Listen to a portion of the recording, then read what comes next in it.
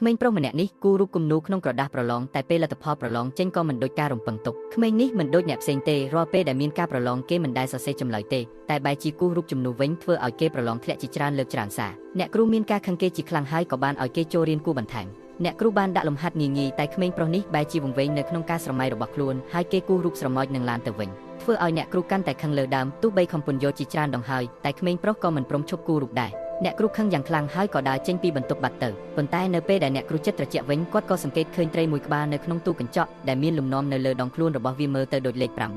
ធ្វើឲ្យអ្នកគ្រូភ្ញាក់ខ្លួនថាក្មេងប្រុសអាចមិនបានឆ្លើយខុសក៏ថាបានគេគ្រាន់តែមានគំនិតច្នៃប្រឌិតខុសអ្នកដទៃនិងប្លែកពីគេធ្វើឲ្យអ្វីដែលគាត់បង្ហាញប្រហែលមិនស្របតាមអ្វីដែលសង្គមរំពឹងទុកប៉ុន្តែវាមិនមានត្រង់ណាខុសតតែសោះជាមួយនឹងការយល់ដឹងថ្មីនេះអ្នកគ្រូចាប់ផ្ដើមគូររូបដើម្បីជាការពន្យល់លេខដល់ក្មេងប្រុសហើយបន្ទាប់មកជួយក្មេងប្រុសឲ្យយល់គណិតវិទ្យាបន្តិចម្ដងនៅទីបំផុតក្មេងប្រុសក៏ចាប់ផ្ដើមសរសេរលេខបានត្រឹមត្រូវហើយការសិក្សារបស់គេក៏កាន់តែប្រសើរឡើងដូចគ្នាធ្វើឲ្យអ្នកគ្រូមានមោទនភាពចំពោះក្មេងប្រុសយ៉ាងខ្លាំងខមមិនមើលថាអ្នកបានឮពាក្យថាអ្នកគ្រូប៉ុន្មានដងក្នុងវីដេអូនេះ